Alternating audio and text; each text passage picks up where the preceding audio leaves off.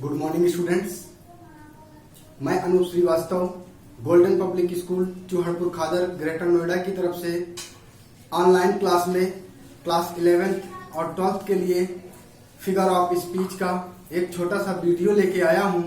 यदि ये वीडियो आप सभी बच्चों को पसंद आए तो इस चैनल को सब्सक्राइब करें और रिंग बेल प्रेस करें और लाइक करें। तो शुरू करते हैं आज का वीडियो। आज के वीडियो में फिगर ऑफ स्पीच के बारे में बात करेंगे। फिगर ऑफ स्पीच अलंकार पार्ट 1 लेके आए हैं। इस वीडियो में पार्ट 1 के बाद दूसरा वीडियो भी बनाएंगे पार्ट 2 एंड 3।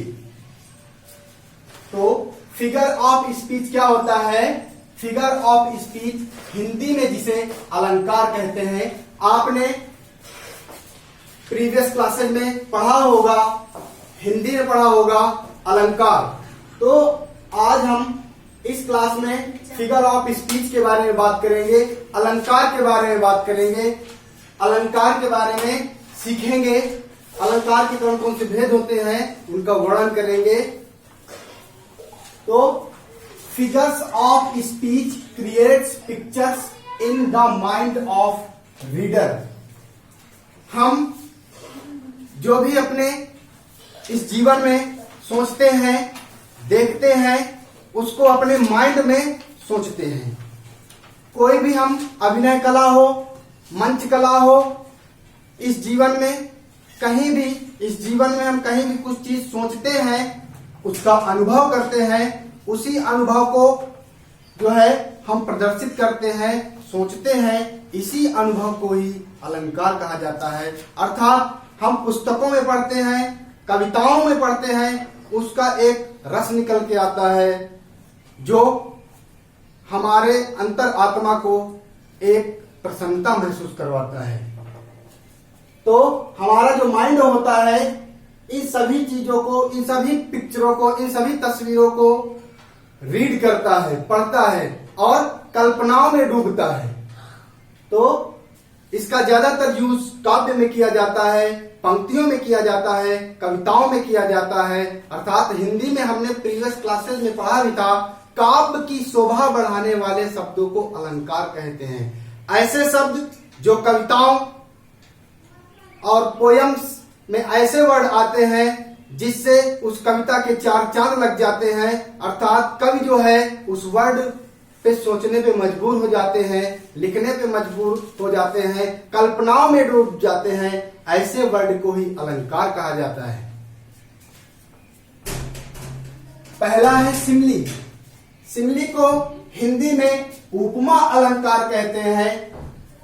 उपमा अलंकार यदि हिंदी में डिस्क्राइब करें तो जहां दो वस्तुओं की समान गुण से समानता की जाए, एक वस्तु से दूसरे वस्तु से समानता की जाए, वहां पे उपमा अलंकार होता है। अर्थात उपमेय से उपमान की समानता की जाए, वहां पे उपमा अलंकार होता है। कंपैरिजन बिटवीन डिफरेंट थिंग्स, एक वस्तु को कई कई चीजों से, कई कई वस्तुओं से उसका कंपैरिजन किया जाए, तुलना की जाए, वहां पे सिमिली होती है, उपमा अलंकार होता है। फॉर एग्जाम्पल पहचान, एज, लाइक, ऐसे वर्ड्स जो है अधिकतर सिमिली में आते हैं, उपमा अलंकार में आते हैं। जैसे हिंदी में सी, सरिस, सा, ये वर्ड उपमा अलंकार में आते हैं। ऐसे अधिकतर वर्डों में, सेंटेंसेस में एज, लाइक का यूज होता है। तो वहां हम ये समझ जाते हैं कि सिमिली है। Example, you are like a rock. एक वस्तु की तुलना दूसरे वस्तु से की गई है। जब हम एक वस्तु की तुलना दूसरे किसी अन्य वस्तु से करते हैं तो वहां पर उपमा अलंकार होता है, अर्थात सिमिली होती है। You are like a rock. तुम एक चट्टान की तरह हो। अर्थात तुम किस तरह हो? चट्टान की तरह है, चट्टान की तरह हो। तो you are like a rock, तुम्हारी तुलना किससे की गई है? चट्टान से की गई है। अरे चट्टान कौन है? अरे तुम ही तो हो। एक वस्तु से दूसरे की तुलना कर दी गई है, तुम इस तरह हो। इस तरह जैसे नहीं हो, इस तरह हो। अर्थात एक वस्तु की तुलना जो है दूसरे वस्तु से की गई है, तुम्हारी तुलना जो है चट्टान से की गई है। अर्थात यहाँ पे उपमा अलंकार है। जब किसी एक वस्तु की तुलना किसी दूसरे वस्तु से की जाए तो वहां पर उपमा अलंकार होता है, अर्थात सिमिली होता है। नेक्स्ट एग्जाम्पल है, your eyes are like sunshine. Your eyes are like sunshine. Sunshine का मतलब सूरज की चमक। आपकी जो आंखें हैं सूरज की चमक जैसे हैं। आपकी जो आंखें हैं सूरज की चमक जैसे हैं। आपकी आंखों की तुलना सूरज की चमक से की गई है। अर्थात एक वस्तु की तुलना दूसरे वस्तु से की गई है। एक वस्तु की तुलना दूसरे वस्तु से की गई है। One things comparison another things. अर्थात यहां पर सिमिली है। Your eyes are like sunshine. आपकी आंखें सूरज की चमक की तरह है। अर्थात आंखों की तुलना किससे की गई है? सनशाइन से की गई है, सूरज की चमक से की गई है। अर्थात यहां पर उपमा अलंकार है, सिमिली है। एक वस्तु की तुलना दूसरे वस्तु से की गई है। इसी तरह पहले वाले में भी एक वस्तु की तुलना दूसरे वस्तु से की गई है। For example third, after the examination students felt as light as a feather.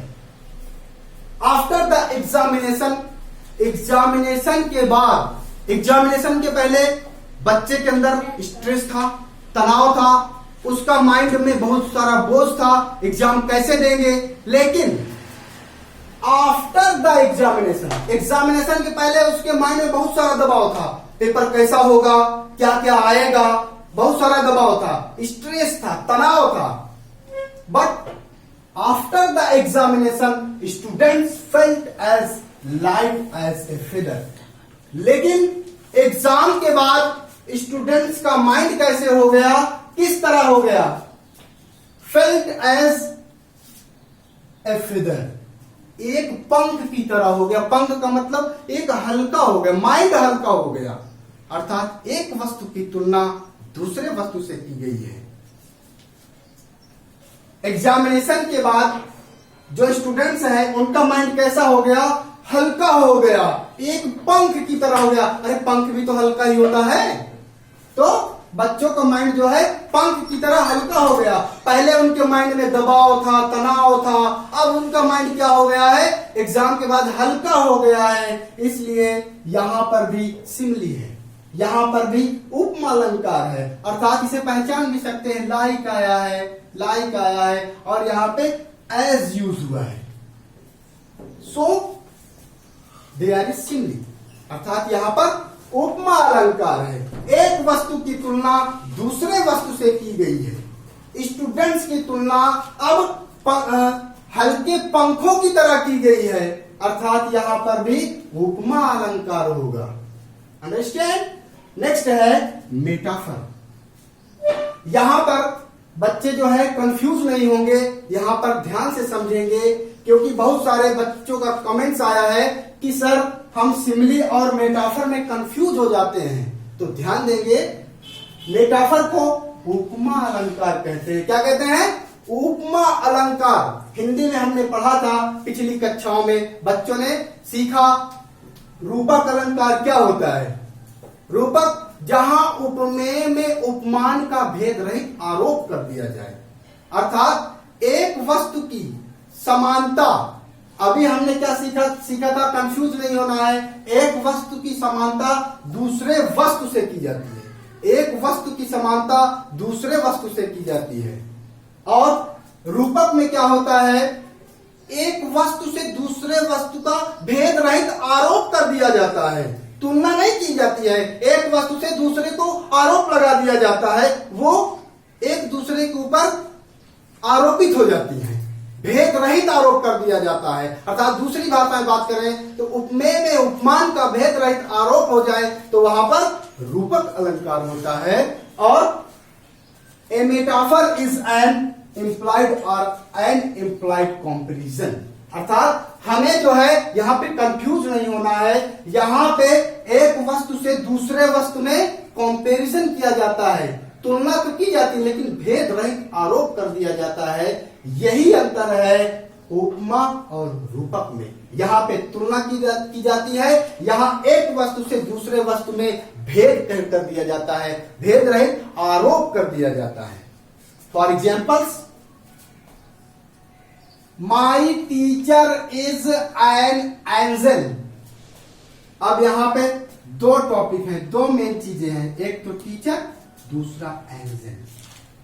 अब यहां पे ये नहीं बता रहा कि टीचर जो है बिल्कुल एंजल की तरह हो गया, समान, तुलना नहीं किया है, कंफ्यूज नहीं होना है, तुलना नहीं किया है, उसका भेद रहित आरोप कर दिया है। My teacher is an angel, मेरे जो अध्यापक हैं वो एंजल यानी बहुत ही अच्छी चीज, फरिश्ते की तरह, एक फरिश्ता है, बिल्कुल उसकी समानता नहीं उससे कर दी है। अगर समानता कर दे तो फिर उपमा हो जाती।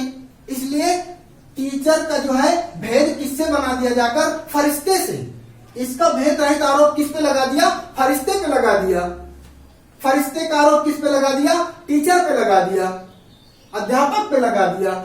इसलिए यहां पर मेटाफर होता है, अर्थात रूपक अलंकार होता है। भेद रहित एक दूसरे पे आरोप कर दिया गया है, कंपैरिजन नहीं की गई है, भेद रहित आरोप किया गया है। कंफ्यूज नहीं होना है, यहां पे तुलना की जाएगी, यहां पे भेद रहित आरोप कर दिया जाता है। So there is metaphor. For example second, camel is the ship of desert. अब यहां पे समझना है, पहला तो है कैमल, दूसरा है शिप ऑफ डिजर्ट। ध्यान देंगे, शिप ऑफ डिजर्ट और कैमल। कैमल को हिंदी में कहते हैं ऊंट, शिप ऑफ डिजर्ट रेगिस्तान का जहाज। ऊंट को रेगिस्तान का जहाज कहते हैं। तुलना नहीं की गई है कि ऊंट जो है रेगिस्तान की तरह है, ये नहीं कहा गया वर्ड वाक्य में। वाक्य यानी सेंटेंस में कहा गया है camel is the ship of dessert. ऊंट रेगिस्तान का जहाज है, क्योंकि ऊंट जो है रेगिस्तान में बहुत तेज दौड़ लेता है, इसलिए उसको एक संज्ञा दी गई है, उस पर आरोप लगाया गया है, भेद रहित आरोप कर दिया गया है कि शिप ऑफ डिजर्ट कौन है, कैमल है। कैमल किस तरह है, शिप ऑफ डिजर्ट की तरह है। Camel is the ship of dessert. ऊंट रेगिस्तान का जहाज है, अर्थात कैमल को शिप ऑफ डिजर्ट से भेद रहित आरोप किया गया है। उपमेय में उपमान का, first things second things, first things second things, comparison नहीं, एक दूसरे से इंप्लाइड कर दिए गए हैं। जैसे अभी हमने डेफिनेशन में सीखा, इंप्लाइड कर दिया गया है, भेद रहित आरोप कर दिया गया है। So this example is example of metaphor. ये जो है मेटाफर का उदाहरण है। और नेक्स्ट एग्जाम्पल है, my life is a movie. अब यहां पे ध्यान देना, माई लाइफ, मेरा जीवन। Second word, second things, movie. My life is a movie, मेरा जीवन मूवी है। मेरा जीवन कैसा है, मूवी है। My life is a movie, मेरा जीवन एक मूवी है। मूवी को हिंदी में चलचित्र कहते हैं। मेरा जीवन एक चलचित्र है, एक मूवी है। यहां पे वो तुलना नहीं कर रहा, ध्यान देंगे बच्चे, कंफ्यूज नहीं होंगे। यहां पे वो कंपैरिजन नहीं किया है, एम्प्लाइड किया है। अर्थात कहने का मतलब है मेरा जीवन मूवी है, और मूवी कौन है, माई लाइफ है। माई लाइफ, कंपैरिजन ये नहीं कहा है कि मेरा जीवन मूवी की तरह हो गया है। मेरा जीवन एक मूवी है, मूवी कौन है, माई लाइफ है। So there is metaphor. यहां पर उपमा अलंकार नहीं समझेंगे, यहां पर रूपक अलंकार समझेंगे। ध्यान देंगे, दोनों में यही डिफरेंस है। यहां पे एक और बड़ी चीज याद रखेंगे, एज लाइक या हिंदी में सा सरिस वर्ड मेटाफर अर्थात रूपक में नहीं आएंगे। अगर एज लाइक वर्ड यहां पर आते हैं तो ये रूपक अर्थात मेटाफर नहीं होगा, ये फिर सिमली हो जाएगी अर्थात उपमा अलंकार हो जाएगा। इसलिए ध्यान देंगे जहां पे एज और लाइक शब्द आ जाए, वर्ड आ जाए, वहां पर सिमली होता है, और जहां पे ये वर्ड ना आए वहां पे ध्यान देना है मेटाफर होता है। हिंदी में सा सरिस सी ये शब्द अगर आ जाए तो उपमा अलंकार होता है, अगर सा सरिस सी ये शब्द ना आए तो रूपक अलंकार होता है अर्थात तुलना और इसमें आरोप। ध्यान देना है, दो वर्ड हिंदी में यूज करना है, कभी भी बच्चे जो है कंफ्यूज नहीं होंगे। एक तो तुलना, दूसरा आरोप। तुलना की जाती है, आरोप लगाया जाता है। एक वस्तु से दूसरे वस्तु में आरोप लगाया जाता है अर्थात उपमेय का उपमान में भेद रहित आरोप कर दिया जाता है। उपमेय से उपमान की समानता की जाती है अर्थात यहां पे कंपैरिजन किया जाता है, तुलना की जाती है। यहां पर इंप्लाइड भेद रहित आरोप कर दिया जाता है अर्थात कहीं ना कहीं रूपक और उपमा दोनों एक दूसरे में निहित है, पूरक है। तो कैसा लगा आज का वीडियो? यदि सारे बच्चों को ये वीडियो अच्छा लगा हो तो हमारे चैनल को सब्सक्राइब करें और रिंग बिल भी दबाएं। थैंक यू, धन्यवाद।